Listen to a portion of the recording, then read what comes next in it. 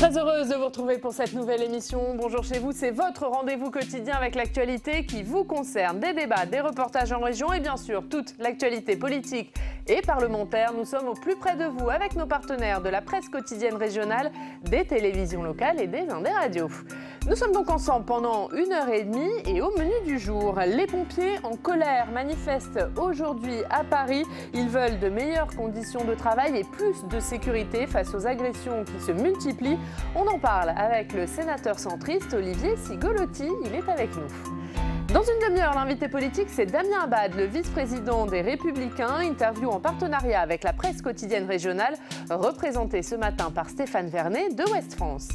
Et puis toutes les semaines, vous le savez, nous sommes à votre rencontre dans un département. Cette semaine, nous sommes en Saône-et-Loire. On se penche sur les problématiques des départements à l'occasion de leur congrès. Aujourd'hui, nous parlerons de la question des 80 km/h.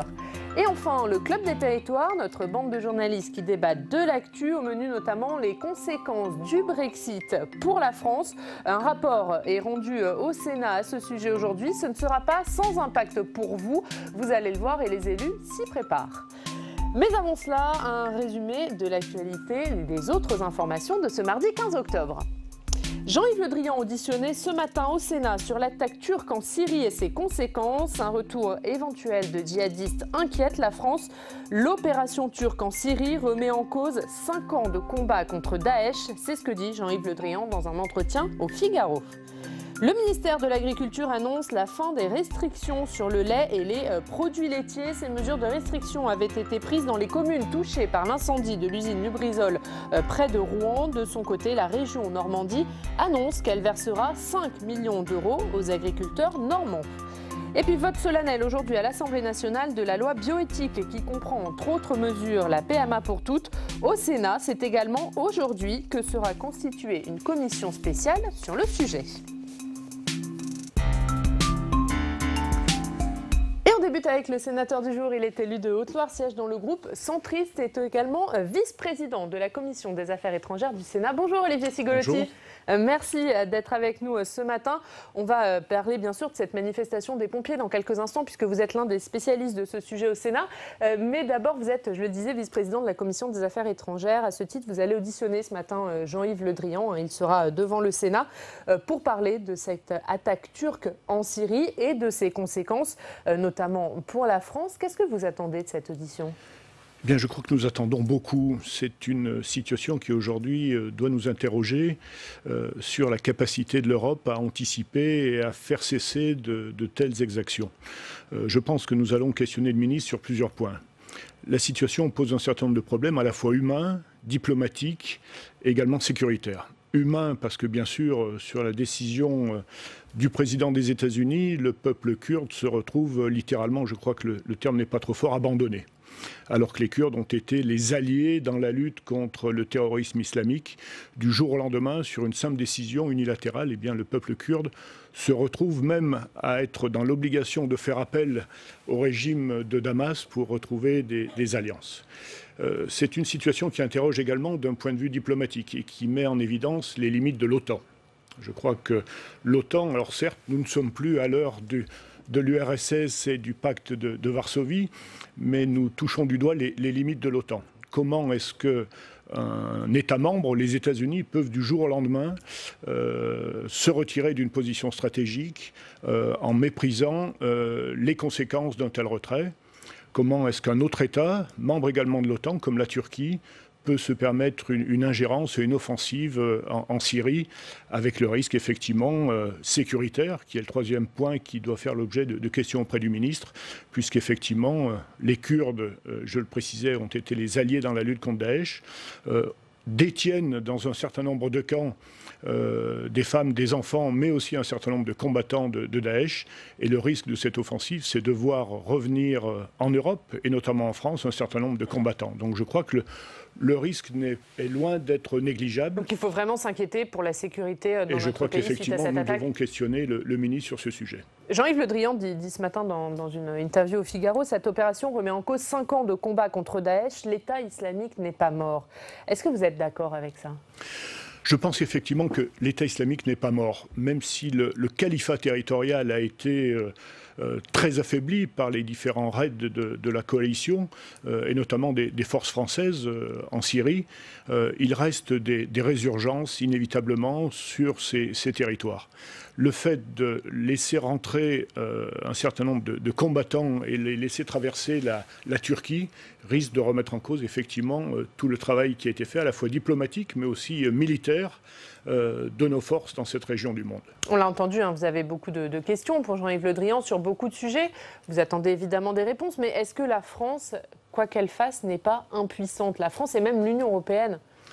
Je crois qu'au-delà, effectivement, des questions qui sont posées sur les aspects humains, diplomatiques et sécuritaires, ce qui doit être mis en évidence aujourd'hui, c'est l'incapacité à la fois de l'Union européenne d'anticiper ce genre de situation, mais aussi l'incapacité de l'Europe à régler ce type de conflit. Et on s'aperçoit aujourd'hui, effectivement, Jean-Yves Le Drian était hier à la réunion des ministres des Affaires étrangères.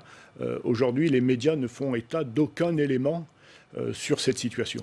Donc je crois que l'inquiétude réside dans la capacité de l'Europe à traiter ce type de problématiques. Mais c'est surtout qu'il y a eu aussi un conseil de défense dimanche. Restreint, tout à fait. Restreint, il est sorti finalement très peu de mesures, si ce n'est que la France va poursuivre son action diplomatique. Mais est-ce qu'aujourd'hui on est incapable d'arrêter cette attaque turque et la France est incapable de l'arrêter?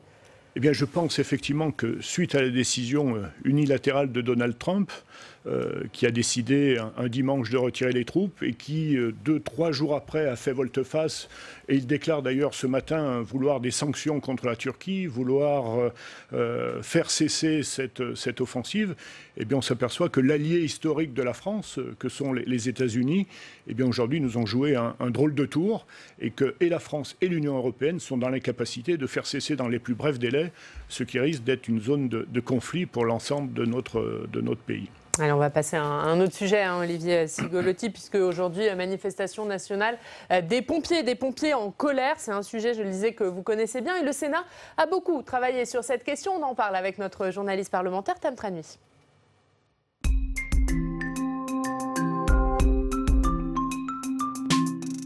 Bonjour Tam. Bonjour Oriane, bonjour Olivier Cigolotti. Bonjour. Alors on le disait, aujourd'hui les pompiers sont dans la rue. À quoi est dû le malaise de cette profession ? Écoutez, 2 raisons principalement. D'abord, les agressions que ces pompiers subissent de plus en plus souvent lorsqu'ils interviennent sur le terrain. On parle de violences physiques, on parle de caillassage, mais aussi de violences comme des outrages, des menaces de mort parfois. Le deuxième problème, c'est qu'ils sont sursollicités, ces pompiers. Ils interviennent souvent à des moments où ce n'est pas leur rôle. Leur métier, c'est lutter contre les incendies, faire les secours d'urgence aux personnes. Or, de plus en plus souvent, ils doivent faire face à des cas psychiatriques, déloger des forcenés, intervenir auprès de personnes alcoolisées, autant d'interventions qui ne sont pas de leur ressort. Alors, on va beaucoup parler de leurs difficultés aujourd'hui, mais est-ce que ça fait longtemps qu'elles sont connues et identifiées ? Oui, d'autant que, on le sait, le Sénat a lancé plusieurs travaux autour de ces questions. C'est bien que ce sujet est bien connu. Au mois de mars dernier, la Chambre haute a d'ailleurs adopté une proposition de loi signée du président du groupe socialiste Patrick Kanner pour renforcer la sécurité des sapeurs-pompiers. Le Sénat a aussi lancé une mission d'information, cela déjà depuis plusieurs mois, qui a permis aux sénateurs d'auditionner des experts, des acteurs sur le sujet. L'été dernier d'ailleurs, Public Sénat les avait suivis à Marseille, où certains pompiers nous avaient raconté leur quotidien et expliqué leur détresse.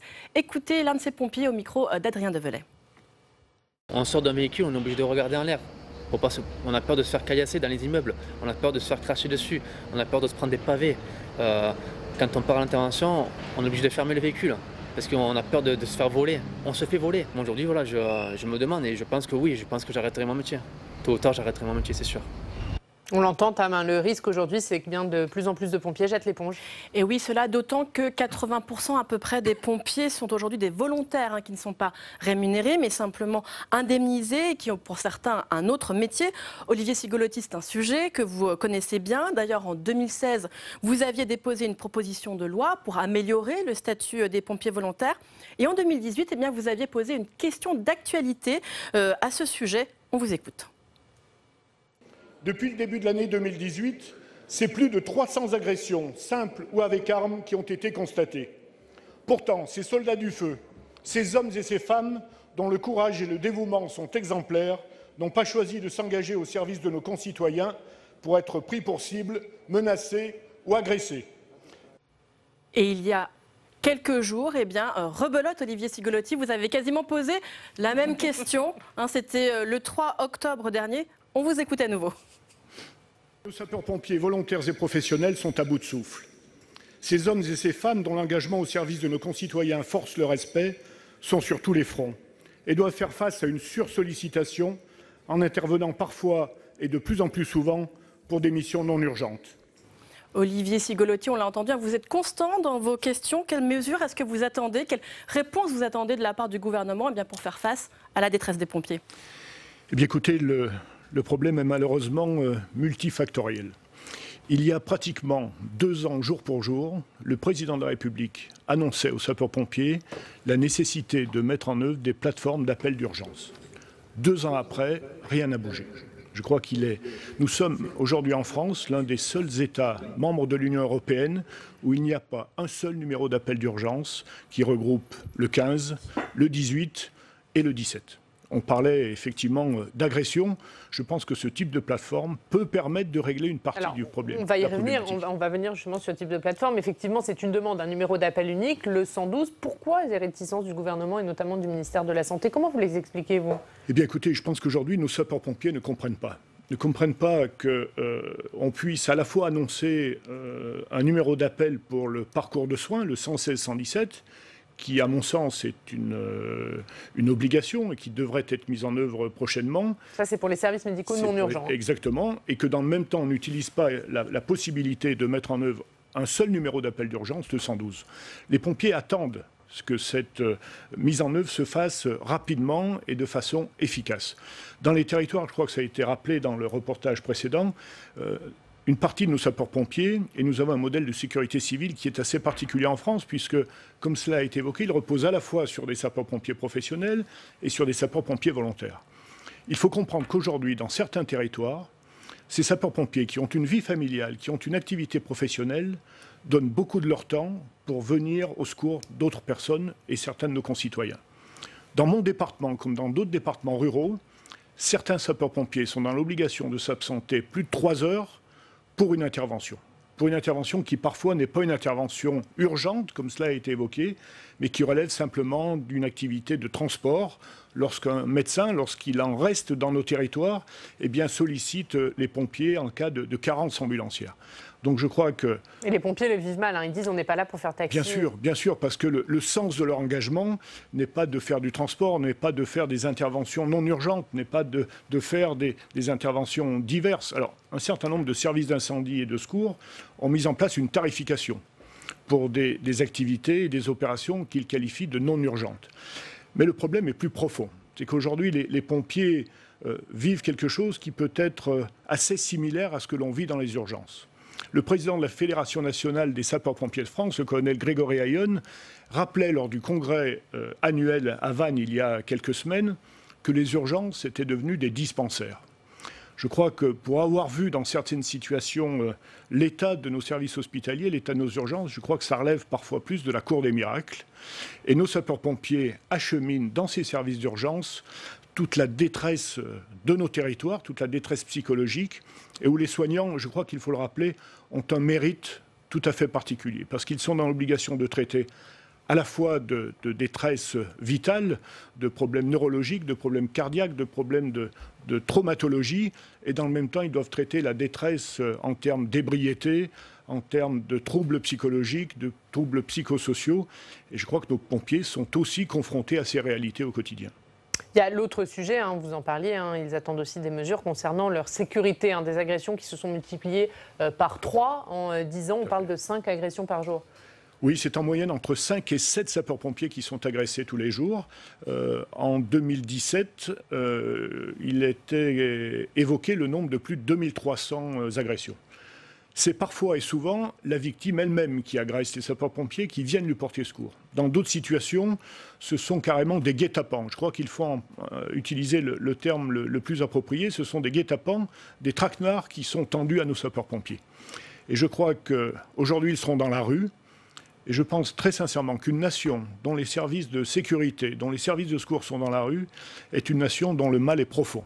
Je crois que nos sapeurs-pompiers n'ont pas d'autre choix aujourd'hui que de descendre dans la rue, et je pense qu'ils seront nombreux, parce que comme nous l'évoquions le sujet est important, le malaise est profond. Nous n'avons pas évoqué la directive européenne sur le temps de travail. On va y venir, mais juste vous dites qu'ils n'ont pas d'autre choix. Pourquoi ils n'ont pas d'autre choix? Parce que le gouvernement ne les entend pas? Parce que Christophe Castaner ne les entend pas? Il était à leur congrès, ils ont été déçus des pompiers. Les pompiers ont été déçus de Christophe Castaner. Effectivement. J'étais également présent au congrès des sapeurs-pompiers à Vannes. Nos sapeurs-pompiers, professionnels ou volontaires, attendaient les réponses. Ils avaient posé un certain nombre de questions et ils s'attendaient effectivement à ce que l'on puisse poser des échéances, à ce que l'on puisse apporter des réponses à ce que l'on vient de citer, c'est-à-dire la sursollicitation européenne, c'est-à-dire la mise en œuvre de plateformes de numéros d'appel d'urgence, des réponses sur la directive européenne sur le temps de travail, mais aussi sur les problématiques d'agression. Eh bien, je crois qu'effectivement, ils ont été très déçus. Ils ont d'ailleurs posé un ultimatum au gouvernement. Ils ont laissé 112 jours. 112, comme le numéro d'appel d'urgence, ils ont laissé 112 jours au gouvernement pour apporter des réponses à leurs questions. 112 jours à compter de la date du congrès annuel de leur fédération nationale. Je crois que c'est quelque chose qui porte jusqu'au 11 janvier. J'espère et je souhaite très sincèrement que le ministre de l'Intérieur et que les autorités en charge effectivement de notre sécurité civile apporte ces réponses dans les plus brefs délais. Et un mot pour finir, puisque vous en parlez sur ces directives européennes qui menacent le statut de pompier volontaire. Pour vous, il y a une réelle menace sur ce statut? 80% des pompiers sont des pompiers volontaires aujourd'hui. Exactement. Dans nos territoires, je crois que ce modèle de sécurité civile produit des effets dont on mesure effectivement l'intérêt. À la fois des effets économiques, puisque nos sapeurs-pompiers sont des volontaires. Ils ont un engagement qui force le respect. Ils ne coûtent pas cher, il faut dire les choses comme elles sont, parce qu'ils ne sont pas rémunérés au même titre que des salariés. Dans un premier temps, l'État français souhaitait solliciter une dérogation, ce qui est une fausse bonne idée. La dérogation, c'est reconnaître implicitement que nos sapeurs-pompiers sont des salariés. Le gouvernement est revenu sur sa position et aujourd'hui a demandé à la Commission européenne de travailler sur une directive spécifique à l'engagement citoyen dans les forces de sécurité. Je pense qu'effectivement, il faut accélérer cette procédure. Nos sapeurs-pompiers volontaires sont dans l'expectative. Ils sont inquiets quant à leur statut et quant à leur engagement. Allez, on va suivre cette manifestation. Bien sûr, aujourd'hui, on aura l'occasion d'en reparler, Olivier Cigolotti. On va voir ensemble la revue de presse du jour de votre département de Haute-Loire et c'est avec Tam. Et Tam, on commence par le Progrès qui s'intéresse à la coopération entre la Loire et la Haute-Loire. Oui, vous connaissez l'adage, le cœur a ses raisons que la raison n'a pas. Eh bien, cela fait mentir l'adage, la coopération Loire et Haute-Loire, selon le Progrès, c'est à la fois le choix de la raison, du cœur et du porte-monnaie. Bref, de quoi joindre l'utile à l'agréable. En effet, eh bien, les deux départements sont en train de se rapprocher, mais n'ayez crainte, normalement, ce ne devrait pas être le bazar. En tout cas, c'est ce que promet le président Georges Ziegler. Je le cite, pas de millefeuille administratif donc, mais bel et bien un travail de bon sens entre deux structures extrêmement liées par leur culture et par leur esprit d'innovation. D'ailleurs, eh bien, ils prennent un exemple, cet exemple, eh bien, ce sont les sapeurs-pompiers.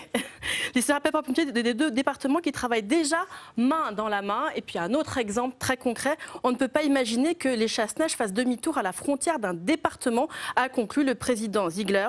Bref, on est dans des échanges de bonnes pratiques, de la main tendue, parce que nous avons des valeurs communes. Alors cette coopération, elle va concerner aussi eh bien, les questions de tourisme, les questions de route, je le disais, et elle va aussi concerner eh bien, la question eh bien, des personnes âgées. Et tout cela, cela devrait être acté à la fin du mois, le 24 octobre, en présence de Dominique Bussereau. Et on passe maintenant à l'éveil de la Haute-Loire. Effectivement, l'éveil de la Haute-Loire qui alerte sur un sujet qu'on a déjà plusieurs fois évoqué dans cette matinale, la fermeture de centres d'impôt de proximité. Il y en a 9 qui sont en danger en Haute-Loire. Vous le voyez sur cette image, il y a une vingtaine d'agents qui se sont mobilisés la semaine dernière pour eh bien, protester contre les fermetures de services des impôts d'Issingeaux. Vous voyez une vingtaine de personnes avec bien cette tête de mort sur ces banderoles.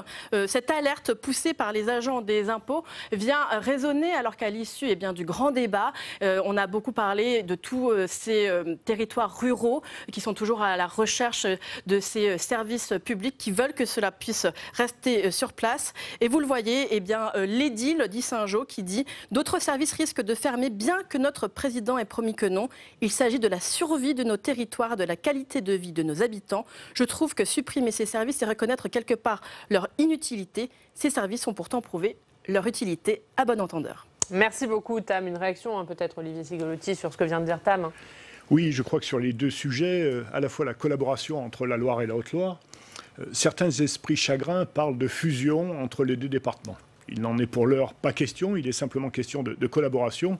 Et je souscris tout à fait à la volonté des deux présidents, Georges Zegler et Jean-Pierre Marcon, de rapprocher effectivement les forces vives de ces deux départements. Historiquement, il y a effectivement une certaine logique à ce que ces collaborations soient mises en œuvre. Elles portent à la fois sur le réseau routier, elles portent sur les formations, sur les sapeurs-pompiers que l'on vient largement d'évoquer, mais elles portent aussi sur les activités hivernales et comme le déneigement. Je crois que cette logique est incontournable. Elle sera certainement source d'économie et source de mutualisation pour permettre effectivement le développement touristique, mais aussi que l'on puisse vivre dans de meilleures conditions dans nos départements. Et ça m'amène à la deuxième problématique. Sur la fermeture des services publics, et notamment de ces centres d'impôt.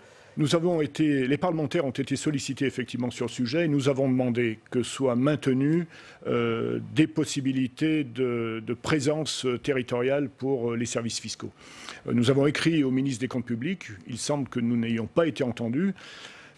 Pas été entendu, c'est-à-dire qu'il ne vous a pas répondu ou qu'il vous a posé une fin de non-recevoir? Il nous a répondu en nous disant que rien n'était acté et que tout serait question de concertation et de discussion.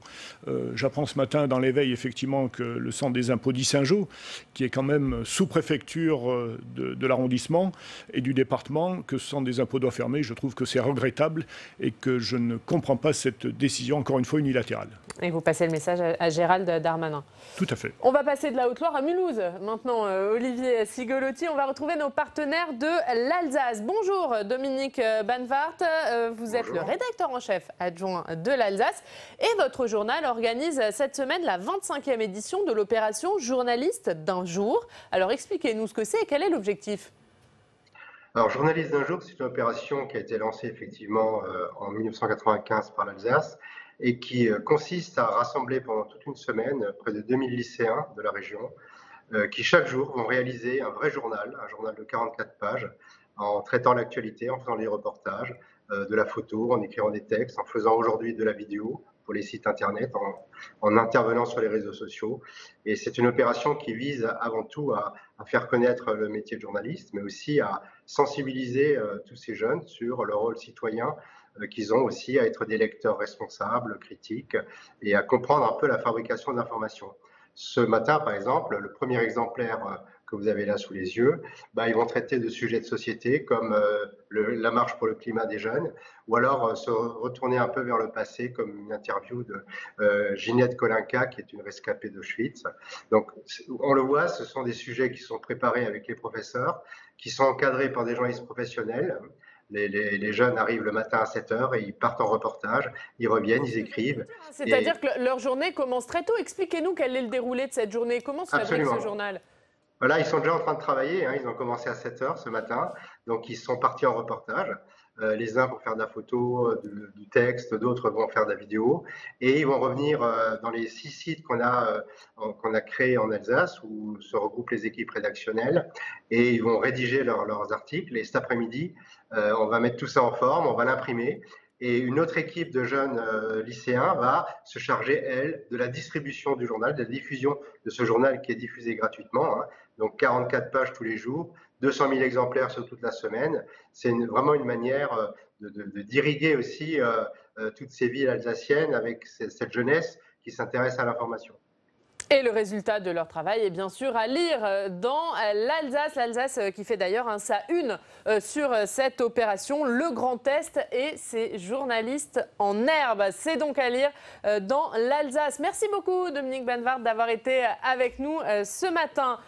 Olivier Cigolotti, un mot sur, on parlait des départements, on parlait de cette histoire d'amour entre la Loire et la Haute-Loire. Il y a le congrès des départements qui aura lieu en fin de semaine. C'est un petit peu plus compliqué dans les relations entre les départements et l'exécutif, notamment à cause de la réforme de la fiscalité locale. Pour vous, c'est une mauvaise réforme? C'est un coup dur pour les départements? Oui, je crois que l'échelon départemental est un échelon qui mérite de subsister. il y a un peu moins de 2 ans, c'est une strate de collectivité qui était remise en cause. Au moment où nous avons fait des grandes régions, où nous avons accentué le phénomène de l'intercommunalité XXL, eh bien, les départements étaient inquiets de savoir si leur mission pourrait perdurer. Je crois qu'aujourd'hui, le grand débat l'a rappelé, nos concitoyens nous l'ont également rappelé, il y a une nécessité de proximité. Et je crois que le département assure aujourd'hui des missions de proximité. Il s'agit principalement du social, il s'agit de l'éducation, il s'agit des routes, il s'agit de bien d'autres domaines qui apportent réellement, qui produisent réellement leurs effets auprès de nos concitoyens. Donc je pense qu'il faut que l'on trouve une autonomie financière pour nos départements. Nous évoquions les pompiers. L'un des principaux financeurs des services départementaux d'incendie et de secours reste les départements, avec bien sûr les communes ou les communautés de communes. Il faut impérativement retrouver des marges de manœuvre pour les départements. Ils ont raison d'être inquiets, mais ils ont tout mon soutien dans cette démarche. Allez, question politique. Pour finir, question centriste. Christian Jacob a été élu dimanche soir nouveau patron des Républicains. Est-ce que c'est la bonne personne pour assembler la droite et le centre ? Écoutez, je ne sais pas encore si Christian Jacob sera le meilleur candidat. Il est en tout cas le président des Républicains, donc je salue son élection. C'est encore possible de rassembler la droite et le centre aujourd'hui ? Écoutez, je pense qu'il faudra un moment que l'on puisse s'attarder sur ce qui nous rapproche et non pas sur ce qui nous divise. Je crois beaucoup au discours de Gérard Larcher, qui a été un des premiers à vouloir effectivement rassembler ces deux forces politiques. Je crois que trop souvent, par des égos parfois démesurés, on s'éloigne de ce que sont nos valeurs républicaines, nos valeurs européennes. Et il faut impérativement que l'on puisse trouver des personnalités de bon sens qui souhaitent nous rapprocher et non pas faire carrière dans certaines fonctions.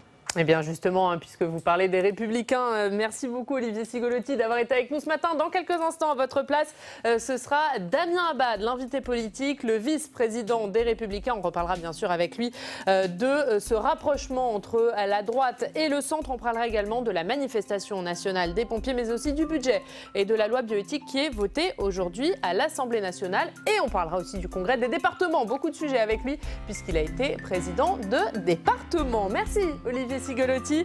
Avant d'écouter Damien Abad, un extrait d'Audition publique. C'est l'émission politique des chaînes parlementaires. Hier, pour la première, Francis Letellier recevait Jacqueline Gourault, ministre de la Cohésion des Territoires et des Relations avec les collectivités territoriales. Elle est revenue sur la polémique déclenchée par un élu du Rassemblement national sur une mère voilée accompagnant son fils en sortie scolaire. C'était au Conseil régional de Bourgogne-Franche-Comté vendredi dernier. On écoute Jacqueline Gourault.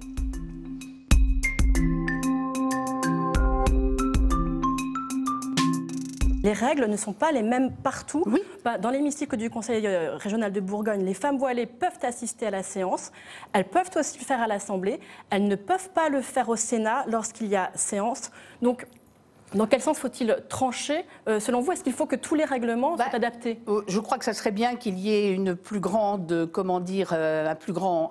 une cohérence. Oui. Parce que c'est vrai que... On ne peut pas savoir si ce n'est pas les mêmes règles partout. Voilà, on ne peut pas forcément savoir. Donc, c'est pour ça que j'ai parlé de pédagogie. Mais dans quel sens, Tranuy, dans quel sens ? L'interdiction ou l'autorisation ? Vous savez, c'est un sujet extrêmement sensible, comme vous le savez, et c'est un sujet qui mérite qu'on le traite de façon posée et calme, comme cela a été fait. Mais vous n'éclaircissez pas. Dans quel sens, du coup ? Est-ce que c'est plutôt l'interdiction ou l'autorisation ? Au nom du au nom du principe de laïcité, je pense qu'il ne faut pas porter le voile. Dans les assemblées ? Absolument. Mais donc c'est le règlement intérieur qui doit être modifié, ou vous pensez qu'il faut légiférer, qu'il faut aller plus loin dans la loi ? Si le règlement intérieur suffit et il y a un accord entre les deux assemblées, je trouve que ça serait bien. Parce que, vous savez, légiférer sans arrêt n'est pas toujours la solution non plus. D'ailleurs, il va y avoir une proposition de loi au Sénat qui va être examinée à la fin du mois, une proposition de loi de Jacqueline Eustache-Brinio qui veut interdire le port du voile aux accompagnatrices de sortie scolaire. Est-ce que vous êtes favorable dans ce cas-là ? Je ne sais pas si elles ne se rendent pas dans un lieu public de la République.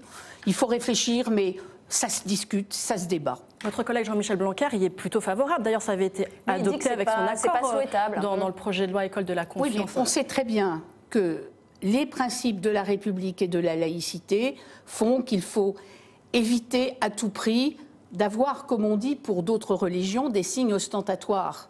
Bon, c'est ça la laïcité. Alors après, voilà, on cherche toujours à vous faire dire des choses très précises, etc. Moi, je pense qu'il faut une société aussi apaisée, qui respecte les religions, Mais la religion, c'est du domaine du privé pour vous ? Qui respecte les religions. La laïcité au sens de la loi 1905, c'est le respect des religions. Après, nous vivons dans un climat actuellement extrêmement sensible, donc il faut faire attention aux mots qu'on emploie.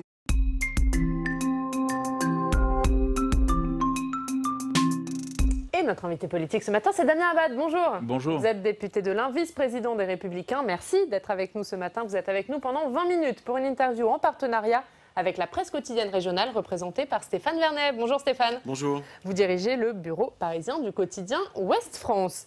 On a entendu à l'instant Jacqueline Gouraud, Damien Abad parler sur cette polémique déclenchée par un élu du Rassemblement national sur le port du voile pendant les sorties scolaires. Première question, est-ce que pour vous, il faut interdire le voile pour les mères qui accompagnent leurs enfants dans des sorties scolaires ? Oui, je le pense. Et vous avez vu le flou du gouvernement, on ne sait pas ce qu'il pense à l'arrivée. Pourquoi je le pense ?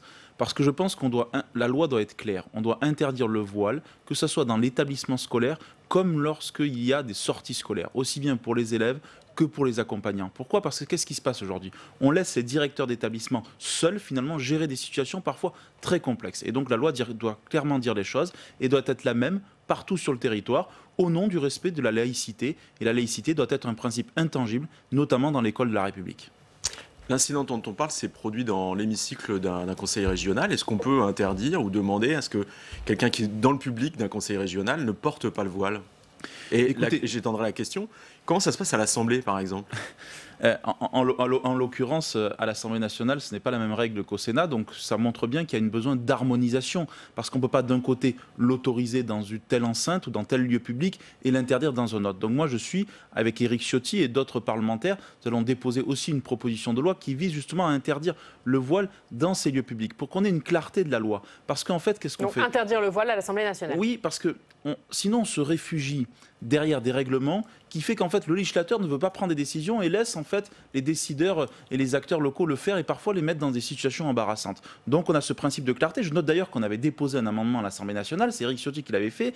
Monsieur Blanquer d'ailleurs était plutôt favorable à cet amendement et ça a créé une suspension de séance parce qu'il s'est heurté à sa propre majorité de gauche. C'est ça la réalité aujourd'hui. Donc nous soutenons Monsieur Blanquer et nous sommes favorables au changement de la loi sur ce sujet. Juste une dernière question, quand vous dites interdire le voile à l'Assemblée, c'est dans l'hémicycle ou c'est dans l'Assemblée en général ? C'est d'abord dans l'hémicycle, bien entendu, et ensuite il faut harmoniser en ce qui concerne les lieux d'accueil du public. Donc je crois que c'est interdit au Sénat, c'est autorisé à l'Assemblée nationale, ça mériterait une harmonisation. Je vous pose la question en rapport au personnel qui porte le voile au Sénat ou à l'Assemblée.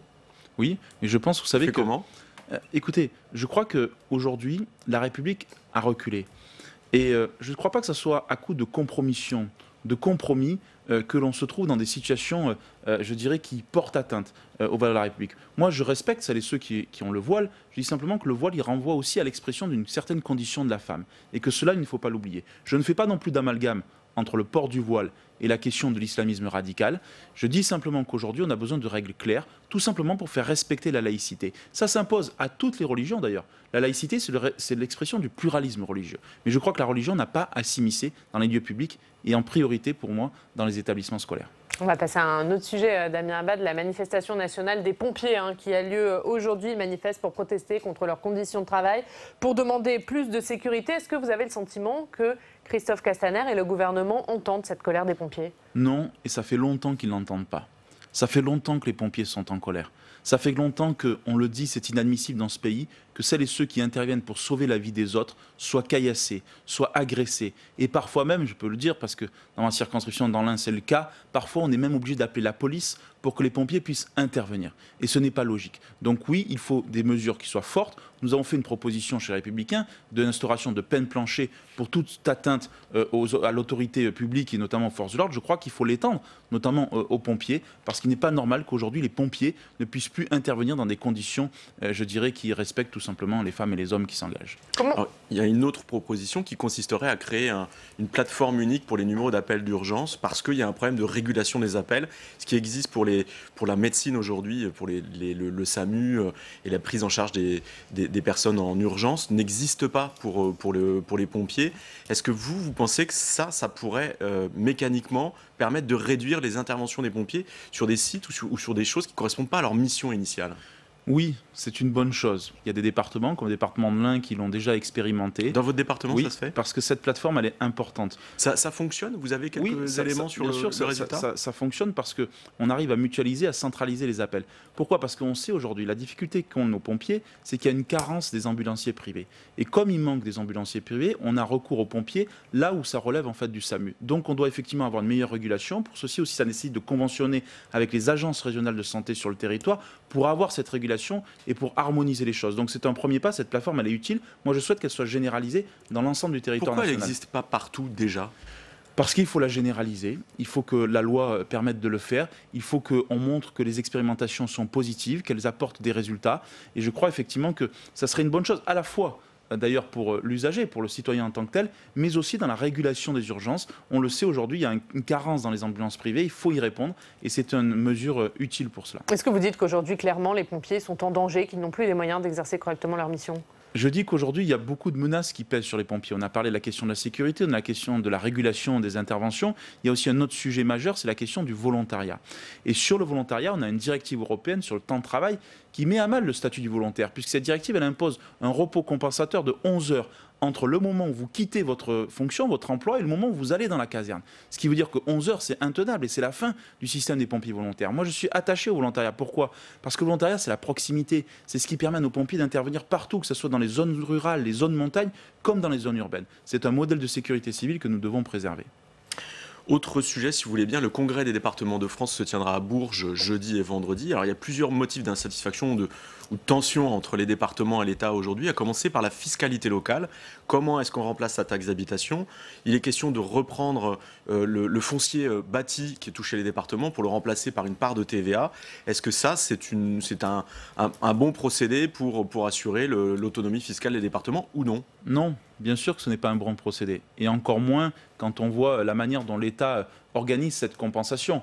La réalité, c'est quoi ? C'est qu'on enlève un impôt local des départements au profit d'une part d'un impôt national, en l'occurrence la TVA. Donc, qu'est-ce qui va se passer ? On va perdre la dynamique des bases. Je vous prends un exemple. Dans mon département de l'Ain, les taxes foncières, elles ont rapporté 2 à 3 millions de plus d'euros cette année, alors même que le taux n'a pas augmenté, uniquement par la dynamique de l'assiette. Donc, ça veut dire qu'on enlève un impôt local pour finalement atténuer encore l'autonomie financière et fiscale des collectivités territoriales et en premier lieu des départements qui en plus sont victimes d'un effet ciseau, c'est la montée en charge des dépenses sociales et cette perte de ressources locales. Et demain, le département n'aura plus aucune ressource propre, ce qui le met forcément dans une situation difficile. Vous pourriez difficile. reprendre le terme de Dominique Bussereau qui parle de hold-up ? Oui, c'est un hold-up, très clairement. C'est un hold-up.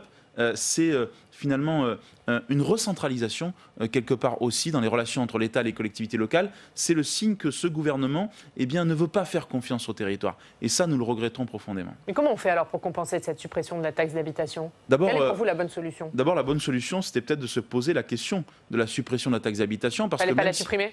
C'est pas ce que je dis, je sais bien que c'est utile pour le pouvoir d'achat des Français. Simplement, aujourd'hui, on voit bien que quand on supprime un impôt local, on est obligé de le compenser par quelque chose et qu'au final, qu'est-ce qui va se passer ? Le risque pour les Français, c'est que les taxes foncières augmentent. Regardez à Paris, plus 80% en 10 ans. Et la réalité, elle est partout sur le territoire. Donc ce que nous disons simplement, c'est que nous étions favorables à un impôt par collectivité. C'est-à-dire que chaque collectivité soit responsable de son impôt. Pourquoi ? Parce qu'au moins, quand on augmente un impôt, les gens savent à qui s'adresser et savent qui est, entre guillemets, le coupable ou le responsable. Et ça, c'est un enjeu important en termes de lisibilité, de traçabilité. Ça ne date pas d'aujourd'hui. Je crois que c'était même le rapport Mauroy qui disait un impôt par type de collectivité. Ça serait une bonne chose, ça donnerait de la clarté, de la lisibilité à l'action publique. Est-ce que vous pensez qu'aujourd'hui, il y a un tournant dans les relations entre l'exécutif et les élus locaux ? Est-ce que vous n'avez pas l'impression que, quand même, l'exécutif prend plus en compte ces élus locaux, les écoute plus ? Vous savez, moi j'ai le souvenir de Balance-ton-Mer. Et beaucoup d'élus locaux ont mal vécu ce moment-là. Bien sûr qu'il y a eu quelques corrections, et c'est tant mieux qui ont été faites, notamment à la suite du mouvement des Gilets jaunes, qui est aussi un mouvement qui est né sur les territoires, et où le président de la République, je crois, a compris l'utilité et l'intérêt des maires. Mais aujourd'hui, c'est les maires qui tiennent la République en France. Et je crois qu'il faut leur faire confiance. Il faut leur donner les moyens d'agir. Beaucoup de maires vont arrêter parce qu'ils sont lassés, ils sont usés par la technocratie, par la complexité des normes, par le fait de ne pas être forcément utiles, par l'impact des mesures nouvelles. Je dis simplement aujourd'hui que moi je souhaite un acte fort de la décentralisation. Et j'assiste aujourd'hui à une recentralisation. Et malheureusement, ce gouvernement ne corrige pas les effets pervers de la loi NOTRe. Il prépare une grande loi sur la décentralisation, hein, le gouvernement. Pour vous, ce n'est pas une grande loi ? Ce n'est pas une grande loi. Ça va être une loi qui va faire des petites retouches. Certaines seront utiles, mais la vérité, c'est qu'on ne touche pas à l'équilibre général qui a été posé par la loi NOTRe et qui, encore une fois, est une loi qui a affaibli les collectivités locales dans leur ensemble. Moi, je souhaite qu'on ait effectivement un nouvel acte de la décentralisation, qui soit un acte fort sur les compétences, sur la fiscalité, sur les relations entre l'État et les collectivités locales. Là, on a quelques mesurettes qui vont dans le bon sens, mais qui restent des mesurettes. On va préciser, là, vous parlez de la loi engagement et proximité qui est en première lecture au Sénat et qui concerne le statut des élus et plutôt l'échelon municipal et donc la correction des irritants de la loi NOTRe, comme dit Sébastien Lecornu. Mais il y a quand même une autre grande loi qui est en préparation, dite la loi des 3D, déconcentration, décentralisation, différenciation, et qui, elle, interviendra plutôt au deuxième semestre 2020. Celle-là, vous avez des éléments là, concernant cette loi et est-ce qu'elle répond justement à ce que vous venez d'évoquer, c'est-à-dire un grand acte de décentralisation ou pas ? Je me méfie beaucoup des titres pompeux parce que plus on en dit dans le titre, moins on en dit dans le contenu de la loi. 3D, c'est court. Oui, 3D, c'est court, mais c'est fait pour faire le buzz. Ce que je note, c'est qu'il y a une loi qui est portée par Mme Gourault, une loi qui est portée par M. Lecornu. Je n'ai pas le sentiment que... Ça, c'est pas la bonne méthode ? J'ai le sentiment qu'il y a une espèce de course à l'échalote entre les deux. Moi, je souhaiterais qu'on ait une grande loi. Prenons un exemple. L'article 5 du projet de loi de finances aujourd'hui, qui est la question justement que vous posiez sur les taxes foncières. On nous avait promis, rappelez-vous à l'époque, une loi sur la décentralisation. Finalement, on la transforme en un article dans la loi de finances. Donc ce qui s'est passé aujourd'hui, ça peut encore arriver demain. Donc je suis en attente en ce qui concerne ce fameux projet de loi de 3D. Mais vous savez, au-delà des mots, ce qui compte, ce sont les actes.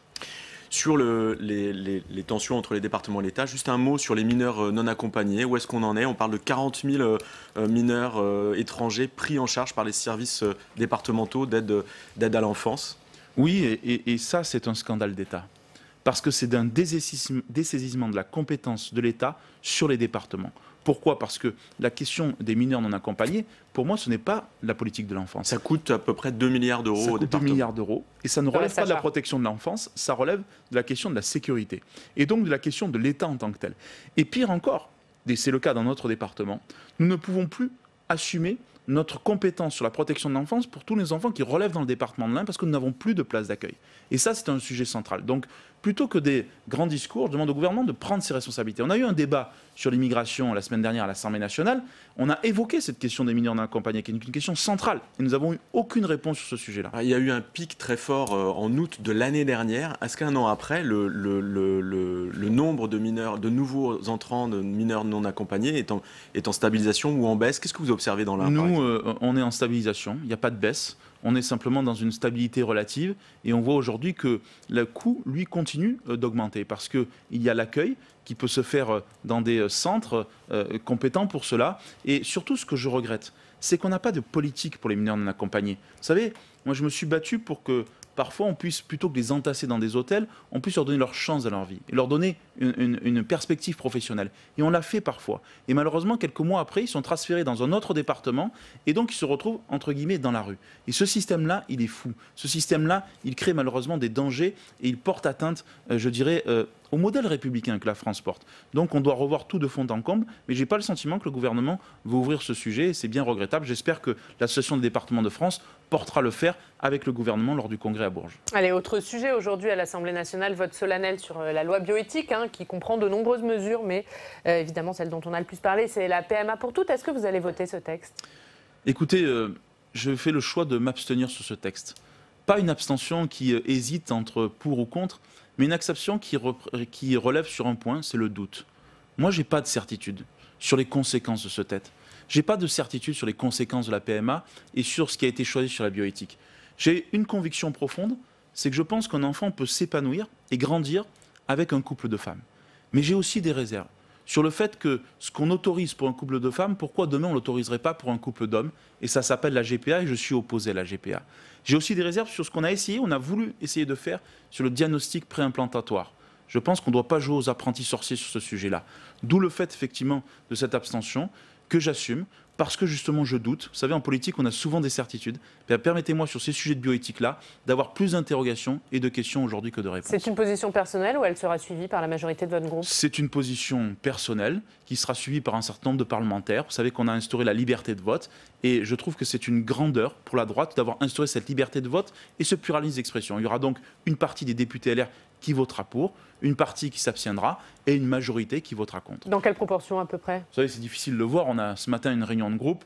On verra, je pense en tout cas qu'il y aura une part importante de députés qui s'opposera à ce texte, pour des raisons que je comprends et pour certaines que je partage, parce qu'effectivement, je crois que le danger pour nous, c'est la marchandisation du corps, c'est la gestation pour autrui, et c'est finalement des conséquences vers lesquelles on ne veut pas aller, et on ne doit pas tendre. Et le politique, il doit aussi mettre des limites, il doit aussi mettre des bornes, et on a vu que ces limites, pendant la séance, même si on a échappé, entre guillemets, au pire, on a vu que ces limites, elles étaient quand même fragiles. La PMA pour toutes, ça a longtemps été un marqueur fort à droite, et on a l'impression que les choses ont évolué. Oui, ça a évolué parce qu'il y a eu l'expérience de la loi pour le mariage pour tous, parce que le climat politique a évolué, parce que le climat social et sociétal a évolué, parce que les Français eux-mêmes ont évolué par rapport à ces questions bioéthiques-là. Et je trouve que c'est bien que ça a évolué. Vous voyez, je préfère aujourd'hui l'attitude que j'ai vue des parlementaires de droite. Moi, je suis fier du groupe Les Républicains et de leur attitude aujourd'hui à l'Assemblée nationale. Il y avait des gens qui étaient contre. Il y avait des gens comme Maxime Minot qui ont été pour. Et chacun a pu s'exprimer dans le respect. Chacun a pu exprimer son vote en tant que tel et au-delà de ça, ce qu'il pensait. Et je préfère ça, plutôt qu'un groupe En Marche qui exclut quelqu'un qui ne pense pas, comme la majorité des députés. Nous, on n'a exclu personne. Tout le monde s'est senti bien et tout le monde a pu défendre tout simplement sa position. Et je trouve que c'est logique, notamment quand ça relève de l'intime et des convictions personnelles. On va parler du budget, le budget qui entame son long marathon parlementaire, budget de suppression d'impôts, a redit hier Gérald Darmanin. Et c'est vrai qu'il y a des suppressions d'impôts, notamment qui sont en faveur des classes moyennes. Est-ce que finalement c'est le budget rêvé de la droite, ce budget? Absolument pas. D'abord, quand on parle de baisse massive des impôts, c'est moins de 1% du montant total des prélèvements obligatoires. 9 milliards sur plus de 1000 milliards d'euros. Donc ce n'est pas une baisse massive. Et reconnaissez que c'est mieux que rien, 9 milliards de baisse d'impôts. Ce n'est pas non plus une baisse durable.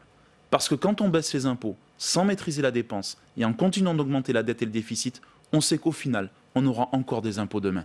Et surtout, au-delà de ça, qu'est-ce qui se passe? C'est qu'on est dans une situation politique où on nous dit, voilà, je baisse l'impôt sur le revenu, mais dans le même temps, quand vous regardez le montant total de cet impôt, il augmente. Ça veut dire qu'en fait, l'impôt, il diminue individuellement pour chacun, mais il augmente collectivement. Donc ça veut dire, qu'est-ce que ça veut dire? C'est qu'on prend d'un côté ce que l'on donne de l'autre. Et les Français ne sont pas dupes. 81% des Français ont le sentiment que ce budget n'aura pas d'impact sur leur propre pouvoir d'achat. Et pire que ça, on n'a aucun effort sur la dépense, aucune maîtrise de la dette, aucune maîtrise du déficit. Et en plus, les impôts sur les entreprises, eux, vont s'alourdir. C'est la question du gazole non routier, c'est la question de la déduction forfaitaire spécifique, c'est la question d'un certain nombre de niches, et au-delà de ça, de la compétitivité des entreprises qui est mise à mal. Et enfin, ça ne touche pas les classes moyennes, parce que le gouvernement a fait le choix de mettre sous condition de ressources le crédit d'impôt transition énergétique. Il a fait le choix de toucher surtout les barèmes, je dirais les tranches basses de l'impôt sur le revenu, et que donc les classes moyennes ne verront pas, à l'exception de la taxe d'habitation, ne verront pas les impôts baisser. Donc vous êtes en train de nous dire que vous faites partie des 81% de Français qui pensent que ce budget n'aura pas d'impact sur leurs impôts. Ouais. Et ça fait du bien parfois de se sentir majoritaire, mais ce qui n'est pas forcément toujours le cas dans l'hémicycle. Mais ce que je peux vous dire, c'est qu'il y a une face cachée dans ce budget. Ce que je peux vous dire, c'est que le gouvernement... Il y a un tour de passe-passe, oui, c'est un budget en trompe-l'œil. Le gouvernement a gonflé à l'hélium les baisses d'impôts. Vous savez que dans les 9 milliards d'euros de baisses d'impôts, on compte un certain nombre de baisses. Par exemple, l'ISF, enfin la transformation de l'ISF en IFI, c'est-à-dire en impôt forfaitaire sur l'immobilier, qui était de 3 milliards d'euros. Tous les experts disent que ça sera 2 milliards 3. Le gouvernement l'a encore notifié 3 milliards 2. Ça veut dire quoi? Ça veut dire qu'il y a 1 milliard d'euros de baisses qui sont intégrés dans le calcul et qui ne toucheront pas les Français en tant que tels. Donc ce que je dis, c'est qu'il y a une face cachée. Il y a, oui, un budget un peu en trompe-l'œil sur les baisses d'impôts. Et par contre, il y a quelque chose qui n'est pas en trompe-l'œil, c'est l'absence de courage politique du gouvernement. Quand vous supprimez 47 postes dans la fonction publique d'État, ça veut dire que vous avez abandonné toute volonté de réforme en profondeur de système en France. On va passer à votre parti, les Républicains, parti qui a donc un nouveau patron depuis dimanche soir, Christian Jacob. Il va laisser sa place de président du groupe à l'Assemblée nationale? Écoutez, j'en sais rien. D'abord, il a été élu, il a été bien élu. C'est une victoire nette au premier tour. Avec plus. Mais il ne va pas forcément laisser sa place. Mais attendez, ce n'est pas à moi de le dire. Mais il ne vous l'a pas dit. Mais c'est quelque chose qu'il a dit publiquement. C'est maintenant chaque chose en son temps. Vous savez, la première chose, savez, dans la politique, c'est comme dans la vie, il ne faut pas forcément être toujours pressé. La première chose, c'était de gagner cette élection. Juste pour finir sur ce sujet, est-ce que s'il laisse sa place, vous êtes candidat à la présidence du groupe Les Républicains? On verra à ce moment-là. Vous savez, je ne suis pas dans la langue de bois. Ce que je dis simplement aujourd'hui... Vous ne dites pas non? Bien sûr que je ne dis pas non. Mais il ne s'agit pas d'être candidat pour être candidat. Ça n'a pas d'intérêt. Il s'agit simplement de créer une dynamique collective. Il s'agit de faire en sorte que, collectivement, on puisse créer une dynamique de groupe. Et surtout, préserver ce que Christian Jacob a su faire, c'est-à-dire l'unité et la cohérence de notre groupe parlementaire. On a 104 députés. C'est très important de chasser en meute, de travailler ensemble. Et le collectif, pour moi, l'emporte sur les individualités. Et c'est ça l'enjeu aujourd'hui pour notre groupe parlementaire, c'est de préserver ce que Christian Jacob a su construire et en même temps de créer une dynamique politique. C'est quand même un discours de candidat à la présidence du groupe. Non, ce n'est pas un discours de candidat, c'est un discours de responsable politique. Vous savez, vous l'avez dit, je suis vice-président des Républicains, je suis aussi vice-président du groupe à l'Assemblée nationale. Et pour nous, c'est quelque chose de central. Et puis, surtout, ce que je note, c'est qu'on a aujourd'hui Christian Jacob qui, parce qu'il a gagné au premier tour, parce qu'il y a eu plus de 60 000 votants, a la capacité de rassembler et de fédérer. Et vous le savez, le rassemblement de notre famille politique, c'est notre priorité parce qu'on peut faire tout ce qu'on veut dans les ambitions individuelles. Si demain, on n'est pas en capacité de rassembler, ce sont les élections municipales qui seront en danger. Je vais vous poser la question autrement. Vous pouvez la poser dans tous les sens. Non, mais je répondrai toujours avec la même cohérence. Si Christian Jacob décidait de rester président du groupe, vous trouveriez ça choquant ou pas admissible? Après tout, il a dit qu'il ne serait pas candidat à la présidentielle. Vous avez d'autres cas. Par exemple, je pense à Jean-Christophe Lagarde, qui est à la fois président de son parti et président du groupe à l'Assemblée. Est-ce que Christian Jacob peut garder la présidence du groupe à l'Assemblée tout en étant président des Républicains? Je vous dis, c'est pas pour faire responsabilité, c'est une décision individuelle. Pourquoi? Et c'est la décision de Christian Jacob que nous devons respecter. Pour une raison très simple. C'est qu'il a le courage d'aller là où personne ne voulait aller. Je vous rappelle qu'il a été candidat. Il aurait pu rester uniquement président de groupe et pas mener ce combat à la présidence des Républicains. Je trouve que par les temps qui courent, c'est quand même courageux de prendre la tête d'un parti politique où vous-même, parfois, vous nous dites que nous sommes dans une situation difficile, d'un parti divisé qui a du mal à peser entre le président de la République et le Front National.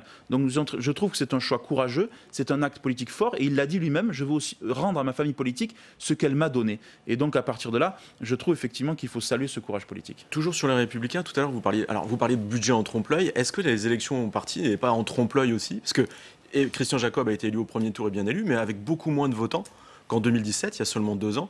Il y a eu une grosse hémorragie aux Républicains. Combien est-ce que vous avez perdu d'adhérents? Moins de votants, oui, parce qu'il y avait 130 000, le corps électoral était à 130 000, mais vous noterez une participation plus élevée. Combien vous avez perdu de militants? On a perdu à peu près 100 000 militants. Mais la réalité, c'est que la participation est aujourd'hui plus forte. Elle était, je crois, de 40%. Mais vous avez perdu 100 000 militants, c'est pas rien quand même. Bien sûr que c'est pas rien. Comment est-ce que vous pouvez les récupérer? C'est possible de les récupérer? Oui, bien sûr que c'est possible. Comment? D'abord, comment? En redevenant crédible, en incarnant une alternance politique. Vous savez, je dis toujours que si on n'incarne pas l'alternance, alors notre parti politique deviendra un parti de coalition, c'est pas ce que les militants ils veulent. Donc l'alternance comment? D'abord, en ayant un leader, un chef, un patron, nous l'avons aujourd'hui. Deuxièmement, en rénovant sur le plan des idées. Et ça, c'est un travail en profondeur. Il faut que la droite réinvestisse des nouveaux champs. La question de la santé, de la dépendance, du handicap, de l'écologie sont des sujets centraux sur lesquels on a été trop absent ces derniers temps, sur lesquels on doit réagir. Je note que la victoire de Christian Jacob, c'est aussi la victoire d'une droite qui marche sur ses 2 jambes.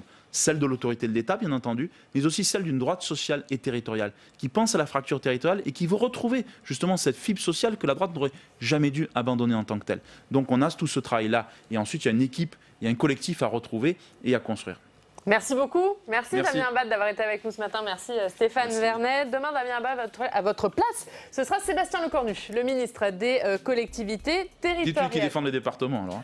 On lui dira, vous l'écouterez, vous écouterez ses réponses. C'est maintenant l'heure du Club des Territoires, notre bande de journalistes qui débattent de l'actu.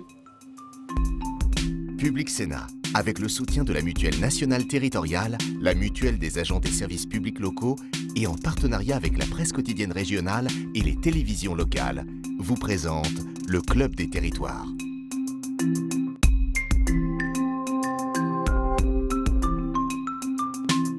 Le Club des Territoires en partenariat avec la presse quotidienne régionale, les télévisions locales et les uns des radios. Aujourd'hui, avec la bande, nous parlerons de la manifestation nationale des pompiers qui a lieu aujourd'hui. Nous parlerons également du congrès des départements qui, lui, a lieu en fin de semaine. Mais il y a beaucoup de sujets. Mais d'abord, vous le savez, c'est l'heure de notre reportage en région. Allez à votre rencontre parce que l'actualité, ça se passe chez vous. Et justement, cette semaine, nous nous intéressons à ces problématiques des départements. Nous sommes en Saône-et-Loire et parmi les sujets qui fâchent les élus locaux, il y a l'abaissement de la vitesse à 80 km/h. Elle a été décidée par le gouvernement au printemps dernier contre l'avis des départements. Alors, 4 mois après son application, comment la mesure est-elle vécue sur le terrain? Réponse sur la D906. C'est donc en Saône-et-Loire avec ce reportage de Fabien Recker et Audrey Vietaz.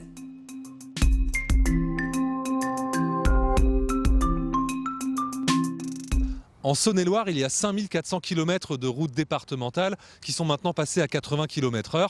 On va retrouver Nadège, elle est secrétaire de mairie et pour elle, les 80 km/h, c'est très concret. Elle fait 40 km tous les jours pour aller de chez elle à son travail et la même chose au retour. Alors qu'est-ce que ça a changé pour vous, le passage à 80 km/h ? Eh bien, un départ plutôt de mon domicile de 10 minutes. Je trouvais que c'était pas pratique, mais finalement, si ça permet de sauver des vies, de faire des économies de carburant non négligeables, je pense que ça vaut le coup de tenter de rester à 80 sur certaines zones. Il y a peut-être des zones où on pourrait rouler à 90 s'il y a très peu d'habitations, mais par contre, s'il y a des habitations, 90 c'est trop vite. Alors vous venez d'évoquer des économies de carburant, vous ça vous a permis de faire des économies, cette nouvelle limitation de vitesse ? Oui, j'ai la sensation de vraiment faire plus de kilomètres en roulant à 80 plutôt qu'à 90. Je fais 740 km je crois avec un plein. Je crois que ça m'était jamais arrivé. C'est vraiment non négligeable pour un foyer. Comme beaucoup de départements, la Saône-et-Loire envisage de repasser à 90 km/h sur une partie de son réseau routier. C'est une possibilité que le gouvernement avait laissée au département afin de calmer les critiques. Et la D906, où nous nous trouvons, au nord de Mâcon, fait partie des routes concernées. Nous sommes avec Cécile Gros. Bonjour, vous êtes responsable du développement du territoire pour le département de Saône-et-Loire, en charge entre autres des routes. Pourquoi est-ce que cette départementale pourrait repasser à 90 km/h ? Alors pour 2 raisons majeures. La première, elle présente les caractéristiques techniques compatibles avec un retour à 90 km/h, dans la mesure où elle a de nombreux créneaux de dépassement. Et la deuxième, c'est qu'au vu de nos statistiques en nombre et en gravité d'accidents eu égard au trafic, elle reste une des moins accidentogènes de notre territoire. Et combien ça va coûter au département de repasser à 90 km/h ? Sur le coût de signalisation, c'est-à-dire la pose des panneaux qui indiquent la vitesse maximale autorisée, on est à une estimation de 1 000 € le kilomètre. La D906, c'est 84 km de voirie concernée. Qu'est-ce que vous demandent les usagers de ces routes, les habitants de la Saône-et-Loire ? Alors à la fois, les usagers nous demandent des réductions de vitesse parce qu'ils ont le sentiment d'insécurité. Et nous avons aussi des demandes, notamment quand on est sur des routes qui sont avec des créneaux de dépassement où la visibilité est bonne, de pouvoir rouler à 90 km/h. On l'a vu, sur les 80 km/h, les avis sont partagés. Alors ce seront peut-être les statistiques qui trancheront. En 2018, 31 personnes ont perdu la vie sur les départementales de Saône-et-Loire. Cette année, ce sont jusqu'à présent 27 accidents mortels. Mais la nouvelle limitation de vitesse n'est en place que depuis cet été. Il est donc encore trop tôt pour tirer des conclusions. Et on va commencer le débat de ce club. Bonjour mesdames, bonjour messieurs. Bonjour. On va commencer donc en parlant de ces 80 km/h et plus largement de ce congrès des départements qui aura lieu en fin de semaine. Ces 80 km/h, ça a fâché les départements quand ça a été mis en place par Édouard Philippe. Mais on se rend compte maintenant que ce n'est pas si simple de revenir sur cette mesure, Nathalie Morel. C'est pas si simple parce que Édouard Philippe, il a été très habile. Il a entendu la colère sur les 80 km/h qui a été à peu près concomitante avec celle des Gilets jaunes à l'automne dernier, puisque ça fait maintenant plus d'1 an que c'est en mise en place, que c'est en service. Et effectivement, il a dit au président des départements, dans le cadre de la loi mobilité, je vais mettre un amendement et chacun pourra faire ce qu'il veut. Donc quelque part, il leur a rendu la possibilité de remettre le 90 km/h sur les routes, ce qui, en creux, voulait dire, si jamais il y a une hausse de nombre de morts sur les routes, ça ne sera pas de ma faute, ça sera de la vôtre. Donc du coup, sur le terrain, certains départements ont dit très vite, oui, nous, on va repasser à 90 km/h, mais dans les faits, on voit qu'il y a une certaine crainte et une certaine frilosité, ce qui fait qu'on va se retrouver avec des départements où il y a plusieurs possibilités, parfois des tronçons à 90, parfois des tronçons à 80, Bref, c'est un peu j'allais dire, le bazar routier.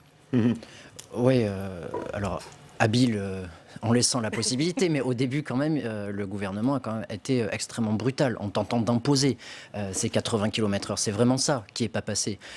Toujours avec cette petite musique du centralisme, et on impose des normes aux régions et aux départements. Donc effectivement, Édouard Philippe a bien fait de lâcher un peu de l'Est. Je pense que politiquement, il n'avait pas vraiment le choix, pas d'autre choix politique, parce qu'il faut se rappeler quand même que ça avait énormément fait polémique. Il faut se rappeler que c'était le choix du Premier ministre et pas bien sûr, et pas celui du président. C'était sa mesure, sa réforme. Et effectivement, c'est une bonne chose d'avoir laissé un petit peu de pouvoir au département. Il laisse un petit peu de pouvoir ou il se défausse carrément sur les départements, Yves Tréhard? Non, je ne crois pas qu'il se défausse. Il laisse un peu de pouvoir parce que ils sont obligés de déjupitériser le pouvoir. C'est pas mal comme ça. Faut le dire franchement, hein, l'histoire des 80 km/h, les 90 km/h et la révolte des campagnes sur ça, c'est absurde, c'est aberrant. Tout le monde sait qu'en limitant la vitesse, on baisse le nombre de morts, on baisse la pollution, et donc c'est une aberration pour gagner. Et de la part des élus locaux, de la part des départements. Mais évidemment, pourquoi? Comment c'est né cette histoire? C'est que la droite, notamment, les Républicains, ne savaient pas par quel bout, au début du quinquennat, prendre ce gouvernement. Parce que la droite était complètement défaite, et ne savait pas, sur le plan économique, Macron faisait les réformes qu'il n'avait jamais faites. Sur le plan régalien, à l'époque, il n'y avait pas encore beaucoup de vagues. Et ils se sont dit, tiens, on va dire, avec M. Wauquiez, on va dire que le président de la République ne connaît rien, mais dans des termes extrêmement violents. À la France, ne connaît rien aux territoires, il se coupe des territoires. Alors que ça fait quand même, depuis 1945, qu'on parle de Paris et le désert français. Hein, bon. Et évidemment, les gens se sont engouffrés dans cette brèche-là, mais qui est une honte. Enfin, c'est une honte incroyable. Il est évident que moins vous êtes vigilants sur la route, et plus il y a de morts. Et d'ailleurs, les Français ne se sont pas laissés prendre là-dedans. Parce qu'il y a eu des sondages en disant, oui, les 90 km/h, c'est la cause des gilets jaunes et tout. Pas tant que ça, finalement. Ce que les gilets jaunes contestaient, c'était les amendes. C'était les radars, c'est ça. Mais c'est pas tellement la vitesse, en fait. Parce qu'il y a eu des études de fait. Sur 1 heure de trajet, vous gagnez, si vous êtes de 90, vous gagnez 5 minutes, je Alors, crois. c'est 3 ou 4 minutes. Oui, alors, c'est pas tant ça. C'est qu'il y a aussi c'est quand même grotesque. Dans certains départements très ruraux, et c'est pas pour des... Donc il y avait de l'opportunisme, je finis, il y avait de l'opportunisme politique dans cette de la part des élus locaux. De la part des élus locaux. Nathalie n'a pas l'air d'accord. Matiné aussi d'un certain pragmatisme, c'est-à-dire dans certains départements très très ruraux, je pense à l'Ariège, je pense au Cantal, c'était extrêmement difficile sur un univers routier où il y a peu de voies à 3 voies, de dépasser par exemple des poids lourds et des choses comme ça. Donc il y avait aussi une réalité qui engendrait beaucoup de mécontentement sur place. Le Sénat aussi a été fâché par cette mesure. Ah oui, par essence, le Sénat représentant des territoires et notamment beaucoup d'élus LR. On se rappelle bien sûr de séances de questions d'actualité au gouvernement qui ont été extrêmement marquées par ces questions, ces sujets, avec des élus qui disaient oui, alors puisque en baissant les vitesses sur les routes, on baisse le nombre de morts, on peut aussi commencer à aller à cheval sur les routes. Donc ils avaient complètement essayé de renverser l'argument, mais bon, c'est vrai que c'est d'ailleurs, on les entend difficile plus, les à élus tenir. de droite, depuis. On les entend plus. Bon, c'est vrai, sur ces sujets-là, on les entend moins, c'est sûr. C'est un opportunisme politique tel que les Français n'en veulent plus. Ils ont eu le sentiment aussi de se faire avoir. Comme si on vous dit, mais faites pas le vaccin contre la grippe. Oui. Ils ont eu le sentiment de se faire avoir par la parade d'Édouard Philippe avec cette liberté qu'il a remise aussi dans la loi mobilité quelques mois plus tard. Et du coup, c'est vrai que ça leur a un peu coupé. En tout cas, c'est un sujet qui énerve Yves Tréhard. Sur ces relations entre les élus locaux et l'exécutif, il y a le congrès des départements qui va s'ouvrir demain. Alors les départements, ils sont à peu près autant en colère que vous, mais comme toujours. Comme depuis 1945. Comme toujours, finalement, ça ne s'arrange pas entre les élus locaux et l'exécutif, Pierre Dumazeau. Ça ne s'arrange pas. Il faut dire qu'on a eu un début de quinquennat sans dialogue, ou quasiment sans dialogue, où la théorie politique, c'était les corps intermédiaires on s'en fout un petit peu. Que ce soit les préfets, que ce soit les maires, que ce soit les présidents des grandes régions, ils ne sont pas acquis à notre cause, bon, c'est pas grave. Et puis, on s'est rendu compte que Gilets jaunes oblige, 80 km/h, on vient d'en parler, je pourrais citer beaucoup d'autres mesures, on s'est rendu compte que finalement, cet ancrage local et territorial était quand même un petit peu important. Et là, à 6 mois des élections municipales, on se dit, tiens, c'est encore plus important et on n'aurait peut-être pas dû faire un début de quinquennat comme ça. Donc oui, les relations, elles sont difficiles, elles le seront, à mon avis, toujours, parce que il y a, encore une fois, cette petite musique de la Macronie, élue par les métropoles, qui ne connaît pas les territoires. Il y a ces députés qui, parce qu'ils ne sont plus députés maires, parce que beaucoup ont été parachutés, ils ne connaissent pas leur circonscription, etc., etc. Nathalie. Oui, juste ce que je voulais dire, c'est que l'antagonisme entre l'État et les collectivités territoriales, c'est comme les sapins à Noël, la neige en hiver et la canicule l'été. C'est tout le temps. Alors après, une fois que vous avez posé cette règle-là, il y a des degrés. Effectivement, ce gouvernement-là, depuis 2 ans, a mis la barre un peu haute et effectivement, vous l'avez dit, a complètement zappé les territoires et surtout l'échelon des collectivités locales. Mais quand même, la grille de départ, il ne faut pas l'oublier, c'est toujours comme ça. À la veille du congrès des départements, les congrès des départements disent que c'est plus possible, que ça fait 10 ans qu'on parle des mineurs isolés. Bon, là maintenant, il y a le 80. Mais on n'arrête pas. C'est toujours le cas. Mais moi, j'ai le sentiment quand même que depuis un an, c'est-à-dire depuis ce qui s'est passé à Marseille avec le Front uni des associations des collectivités locales, les maires, les départements, les régions, ça va un petit peu mieux et que le gouvernement traite un petit peu mieux les collectivités locales. On voit d'ailleurs que Édouard Philippe s'était rendu au congrès des régions il y a 15 jours. On va voir. Et il y a surtout le duo Le Cornu-Gouraud qui quand même fonctionne très bien dans les territoires. Pour finir sur ce sujet, alors vu votre énervement du matin contre les élus locaux, je pense que vous n'allez pas nous défendre Dominique Bussereau là. Non, parce qu'il dit tout et son contraire, et le contraire de tout. Faut être gentil, mais en plus, on ne sait pas si. Alors, une fois, il dit le président de la République est extraordinaire, une autre fois. Il n'y a pas tort. Non, ce qui est sûr, c'est que le président de la République a été très ambivalent, y compris dans la campagne. Moi, je me souviens que. Il a une posture qui est très jacobine, mais il nous a quand même parlé d'un nouveau pacte girondin. Je ne sais pas si vous vous souvenez, alors on ne sait plus trop. Moi, je pense que, sincèrement, je suis d'accord avec mes confrères et consoeurs. Ce qui s'est passé, c'est que les Gilets jaunes ont quand même servi d'avertisseurs. Ils ont eu peur. Et là, ça les a incités à quand même revenir auprès des collectivités territoriales et de changer de ton. Ce qui est étonnant, c'est que d'un côté, ils vous disent on va changer la Constitution, d'ailleurs on n'y est pas arrivé, en temps, on va changer la Constitution, on va accepter la différenciation, quand les normes, on les transfère dans les régions ou dans les départements. Voilà. Bon, il faut dire une chose, c'est que quand même depuis 20-25 ans, même depuis le général de Gaulle, je ne sais pas ce que les Français y comprennent. On leur dit un jour qu'on va supprimer le département, on ne supprime pas le département. Finalement, on fait des plus grandes régions, ce qui fait que les départements regagnent du pouvoir actuellement. D'une certaine façon, c'est ce que disait Jacqueline Gouraud sur votre antenne hier soir. Il disait que, d'une certaine façon, le département a repris les couleurs avec des régions qui n'étaient ni faites ni à faire, elle a dit. Voilà. Et puis on a créé là-dessus des métropoles. Alors on ne sait plus entre les métropoles. C'est un bazar. Et les intercos, et je crois qu'on en a parlé la semaine dernière, qui sont les intercommunalités, qui sont vraiment très critiquées par les maires des petites communes. Et on suivra rapidement, Pierre. Très rapidement, et le désastre des grandes régions et de la suppression du mandat de député maire. Bon, on imagine qu'on aura l'occasion d'en reparler. On va parler d'un sujet qui concerne les départements, mais pas que. C'est la manifestation nationale des pompiers qui a lieu aujourd'hui. Les pompiers en colère. Manifestation qu'on annonce très forte, d'une ampleur inédite.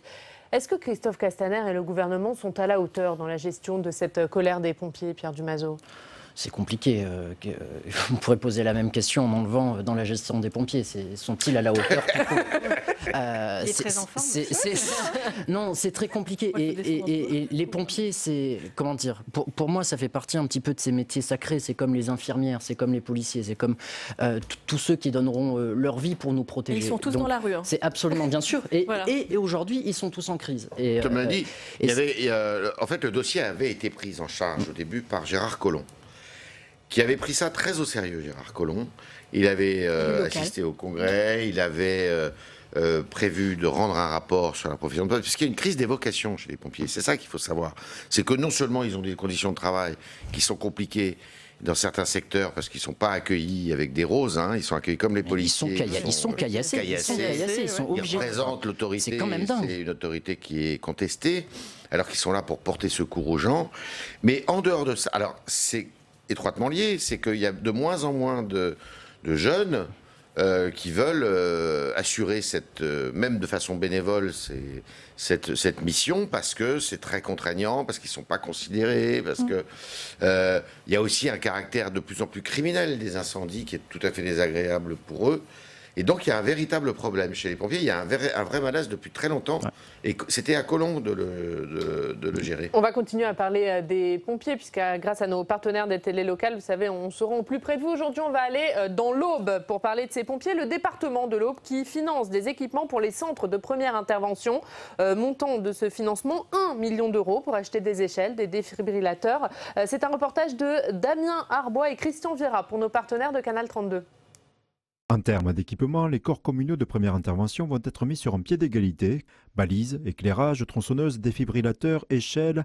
La priorité est donnée aux équipements de secours à la personne et opérations diverses comme les tempêtes ou inondations.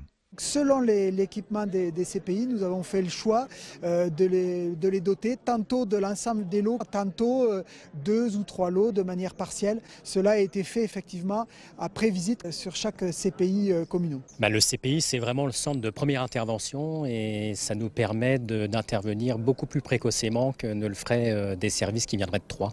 On a beaucoup de secours à personne. Encore hier soir, les pompiers sont intervenus pour une intervention sur une dame.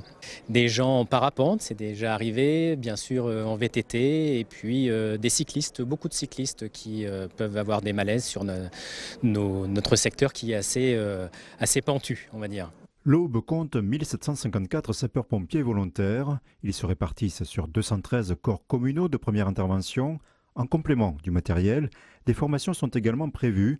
L'ensemble est financé par le département dans le dernier plan à 1 million d'euros engagés. C'est extrêmement important. Je crois que tout le monde en prend conscience de plus en plus. En matière de secours, la rapidité est déterminante. Et il a été aussi souhaité de soutenir tous les CPI qui constituent une grande richesse dans le modèle au bois et de leur donner les équipements de première intervention indispensables pour le secours à la population, mais aussi pour protéger les personnes qui interviennent, ces sapeurs-pompiers qui sont tellement dévoués et qui œuvrent au quotidien dans nos services de secours. C'est quasiment unique ce maillage fin qui arrive en complément des centres d'incendie de secours. Donc c'est une richesse avec des hommes et des femmes et qui sont à toute proximité de la population et qui peuvent intervenir sur des départs de feu, sur un malaise, voilà. Ça, c'est une vraie richesse. Dans l'Aube, le nombre de pompiers volontaires pour 100 000 habitants s'élève à 300. Ce taux figure parmi les plus importants de France. Yves, on voit, les départements gèrent évidemment ces pompiers à travers les SDIS, mais Dominique Bussereau dit pour le moment c'est un problème de département, mais attention, ça va devenir un problème national. Il a raison? Oui, je pense que là, pour le coup, il a raison. Je pense que c'est déjà un problème national. C'est qu'effectivement, c'est au département de le gérer. Mais c'est un problème national parce qu'il faut probablement revoir les conditions de travail, de vie, d'intervention des sapeurs-pompiers. Comme chacun le sait, il y a des pompiers militaires, c'est le cas à Marseille, c'est le cas aussi à Paris. Il y a des pompiers professionnels, c'est le cas dans la plupart des grandes métropoles. Et puis vous avez des pompiers bénévoles qui quittent le travail d'une minute à l'autre pour aller rejoindre le camion et partir sur un sinistre. Et ça, il faut le maintenir. Ça fait partie aussi du lien social, mot que j'aime pas trop, mais qui est à la mode dans les campagnes. C'est que les pompiers, ils ont une fonction aussi. Ça fait partie de ces services publics qui, s'ils sont malades ou trop malades, eh bien, on en déplorera la disparition ou la rareté. Le problème, en fait, qui s'exprime aujourd'hui, c'est qu'en gros, 70% des déplacements, des sorties des pompiers sont des sorties dont il pourrait se passer. Ils suppléent par exemple le manque d'ambulances pour le transport des malades. Ils vont relever des personnes âgées qui sont tombées. Alors c'est des choses effectivement qui relèvent du service public, mais qui ne sont pas dans leur mission première. Les pompiers, ils doivent intervenir quand il y a un danger de la personne, sur des accidents de la circulation, sur des feux, sur des choses comme ça. Donc la crise des vocations, elle vient aussi de là. Ils ne sont pas là pour faire du médico-social ou du médico. Voilà. Ils sont là pour faire du sauvetage à la personne. Première chose. Après, la deuxième chose, c'est qu'effectivement pour ça, et là où je reviens vers vous, et à votre question, Oriane, c'est que ça va devenir un problème national parce que justement, les pompiers demandent la création d'un numéro unique. Parce que entre le 15, le 18, le 12, le 11, etc., les gens sont totalement perdus. Donc, ils demandent un numéro comme le 911 aux États-Unis, où il y aurait des gens formés et qui ensuite dispatchent qui sur les pompiers, qui sur les médecins, qui sur la police. Donc, il y a ça. Et puis aussi, il y a un problème dont on n'a pas parlé, un problème de rémunération et de régime spécial de retraite. Et la mobilisation qui sera forte aujourd'hui, il y a aussi ça derrière. Ils ont un régime spécial, c'est-à-dire qu'ils cotisent pendant 32 ans et demi. Et ça, ils ne veulent pas le perdre, bien évidemment. Dernier mot là-dessus, Pierre Dumazeau. Non, c'est vrai, je pense que c'est assez symptomatique d'un pays qui est malade et qui ne va pas très bien. Quand les pompiers sont dans la rue, quand la police est dans la rue, quand les infirmières font des heures supplémentaires non payées, ça ne va pas du tout. Et le fait que ce soit ces professions-là qui effectivement sont essentielles pour le lien social, sauvent des vies et protègent la population, quand ça, c'est un niveau d'alerte élevé, attention. Oui, non, mais c'est vrai que en toile de fond, il ne faut pas quand même le nier, il y a l'histoire des retraites. Hein. C'est vrai que parce qu'ils ont des régimes particuliers. On ne parle pas des médecins. Enfin si, les médecins, ils ont peur de perdre leurs réserves de quelques milliards d'euros parce qu'ils ont un régime qui n'est pas du tout déficitaire. Mais les autres, c'est quand même beaucoup des problèmes de retraite. Et il y a une part d'opportunisme, si vous voulez, dans le mouvement actuel. Non, il ne faut pas le louer. Ça fait partie, c'est pas tout rose. Oui. Il y a aussi un peu de mélange. On va parler d'un tout autre sujet. On va parler du Brexit, puisque le Sénat remet un rapport à ce sujet aujourd'hui. Tam, on va faire un point avec vous. On en est où d'abord du Brexit ? Eh bien, d'abord, une petite devinette. Est-ce que vous connaissez le point commun entre Socrate et un observateur du Brexit, Oriane ? Alors moi, je triche, mais j'ai la réponse. Oui, donc vous allez dire que non. Il faut demander à d'autres gens autour de la table. C'est le doute, non ? C'est ça. C'est le doute socratique. En tout cas, tous les deux savent qu'ils ne savent absolument rien. Voilà. Et plus on avance, et plus on avance. Exactement. Sur le Brexit, vous l'avez dit, on est en pleine confusion. C'est la purée de pois, c'est le fog londonien, si vous voulez. Toutes les options restent ouvertes. Celle d'un accord, celle d'une sortie sans accord et celle d'un nouveau report. Voilà, donc tout est ouvert. Et parmi les derniers développements, tout de même, on peut retenir la loi du 9 septembre 2019, la loi dite anti-no deal, qui a enjoint au gouvernement britannique de demander un nouveau délai de mise en œuvre du Brexit si aucun accord n'est trouvé avec l'Union européenne d'ici au 19 octobre, soit le week-end prochain. Donc il y a quand même cette étape qu'on connaît à peu près. Bon alors, en attendant, le Sénat, lui, il se prépare, mais alors il se prépare au pire des scénarios possibles. Et oui, Brexit, no deal. Exactement. Il affiche la couleur, d'ailleurs, dès le titre du rapport qui nous a été annoncé, le désastre d'un Brexit sans accord. En clair, pour le Sénat, le no deal, c'est le pire, donc ça on le savait. C'est un deal perdant-perdant. Pour le Royaume-Uni, c'est le scénario catastrophe, économie, problème d'inflation, encombrement, etc. Pour l'Union européenne qui cherche un nouveau souffle, c'est aussi un obstacle supplémentaire pour sa propre refondation économique, politique, même si finalement, il faut avouer que ces 3 dernières années, les 27 sont restés assez unis sur cette question du Brexit. Quand on se trouve un ennemi commun, on le sait, ça rassemble toujours un petit peu. Alors, dans le détail, Tam, est-ce que vous pouvez nous dire sur quel sujet se sont penchés les sénateurs ? Sur de nombreux sujets, puisque les sénateurs, ça fait quand même plusieurs années qu'ils travaillent là-dessus. Il y a tout un groupe de suivi qui a été mis en place. Ils ont multiplié les études, les rapports, les déplacements. Et depuis le début, ils nous décrivent toujours la même chose, des scénarios catastrophes. Pour l'Union européenne, il y aurait encore de nombreux problèmes non résolus en cas de no deal. Il y a le cas de la frontière entre l'Irlande, membre de l'Union européenne, et l'Irlande du Nord, qui appartient au Royaume-Uni. Il y a des craintes en matière de dumping social, économique, fiscal aux portes de l'Europe. Et puis il y a aussi, bien sûr, le cas de tous ces citoyens britanniques qui vivent dans l'Union européenne et de tous ces citoyens de l'Union européenne qui vivent au Royaume-Uni et dont les situations ne seraient pas réglées en cas de no deal. Sinon, du côté britannique, Britannique, l'été dernier, Boris Johnson a lui déclaré que le Brexit constituait une énorme opportunité économique. Bon, forcément, c'est Boris Johnson.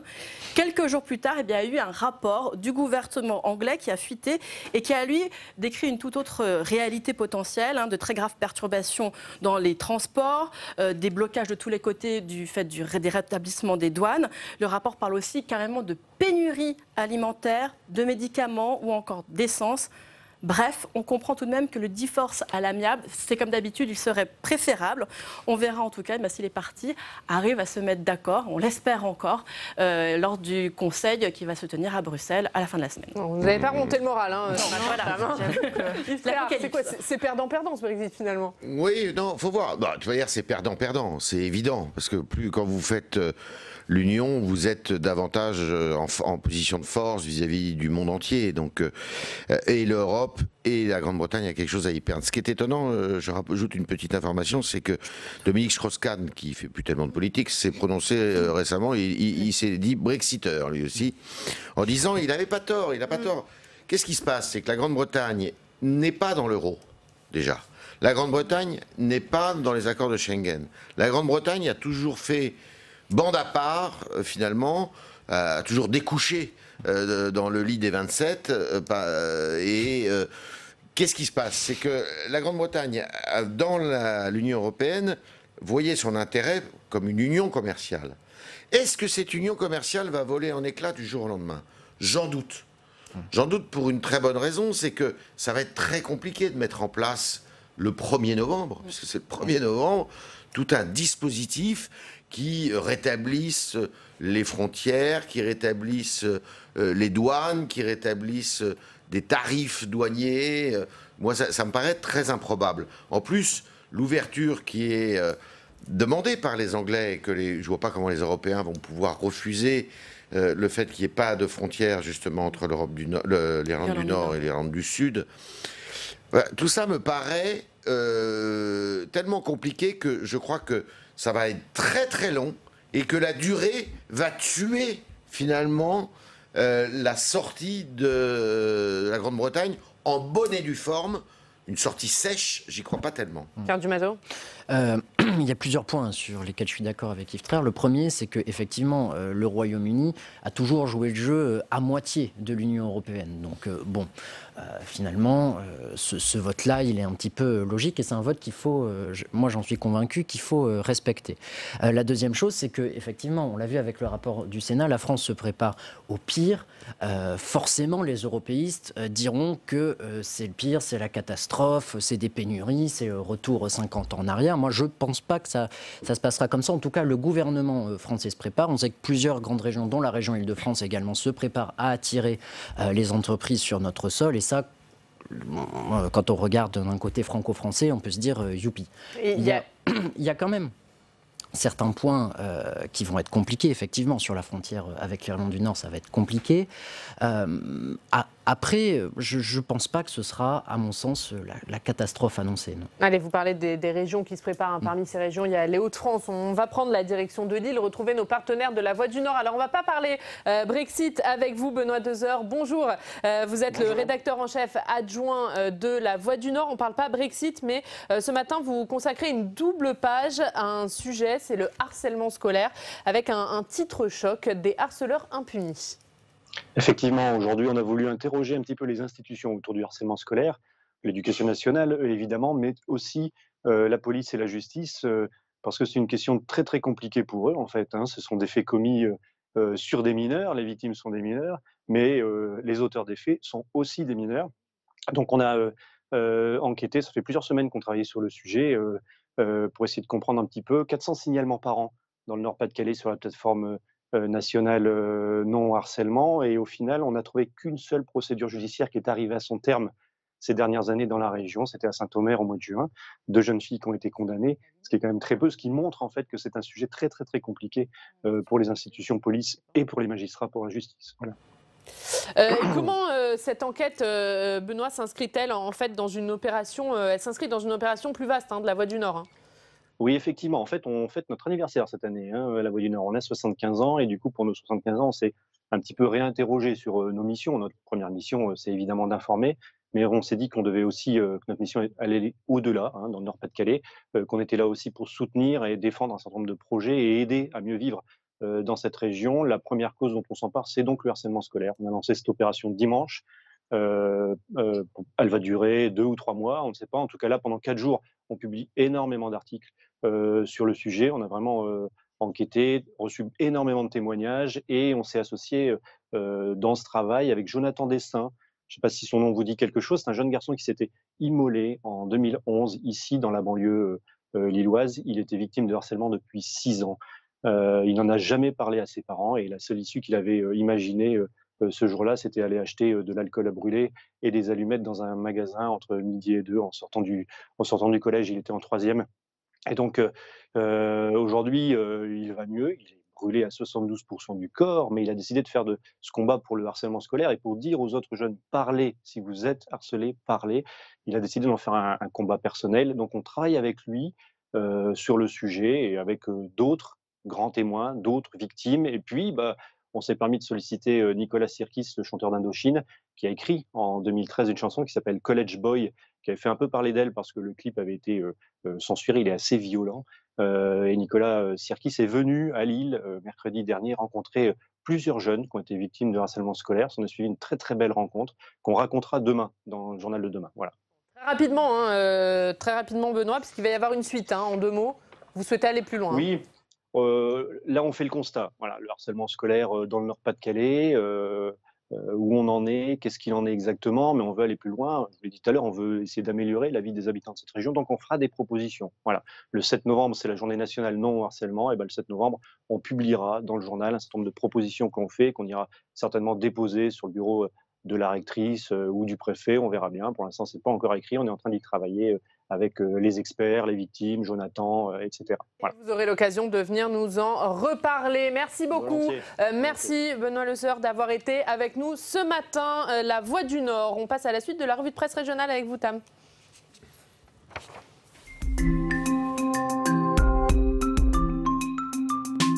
Et on commence avec le Dauphiné.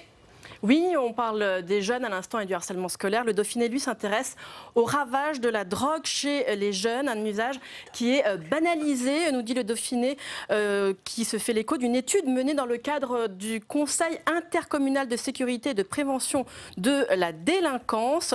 Ce conseil, nous explique-t-il, regroupe la métropole, les communes, la préfecture de l'Isère, la police et la gendarmerie, la justice, le CHU et les associations, bref, vraiment tout le monde. Et cette étude a un résultat extrêmement clair. Ce résultat, c'est qu'aujourd'hui, les jeunes, qu'ils vivent dans les quartiers politiques de la ville, en zone périurbaine ou en centre-ville, donc où qu'ils soient, sont tous confrontés aux drogues.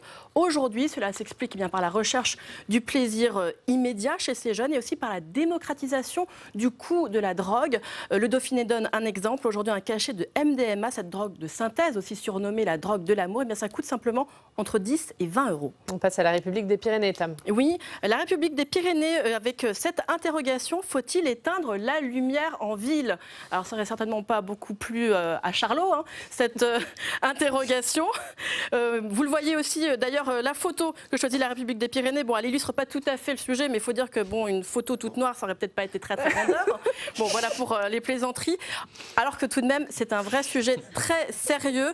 C'est un sujet une question que se pose de plus en plus de municipalités aujourd'hui en France, parce que trop d'éclairage nocturne, ça pose des problèmes en matière d'environnement, hein, économie en termes d'énergie, mais aussi ça pose des problèmes de santé, des problèmes aussi pour des animaux.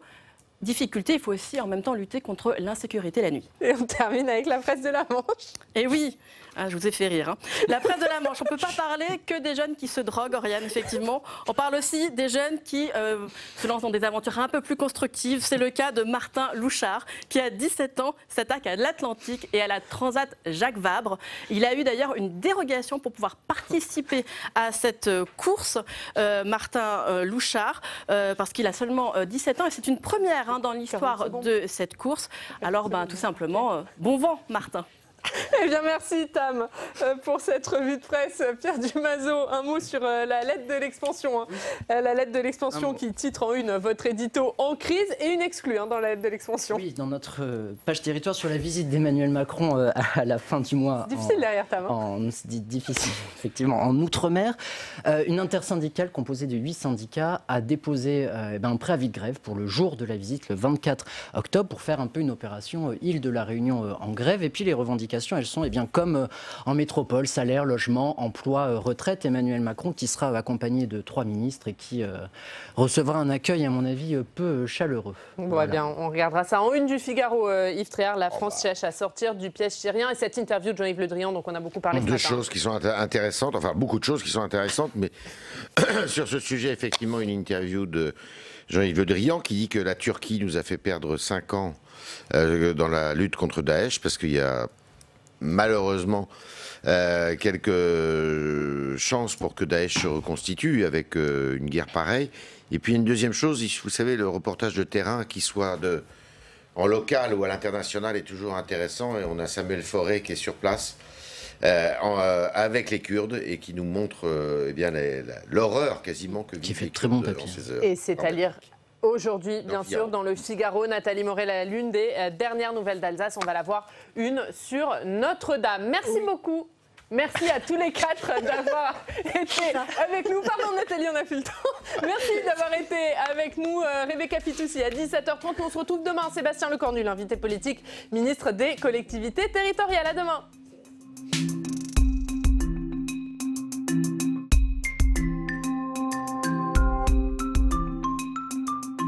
Public Sénat, en partenariat avec la presse quotidienne régionale et les télévisions locales, et avec le soutien de la Mutuelle nationale territoriale, la mutuelle des agents des services publics locaux, vous a présenté le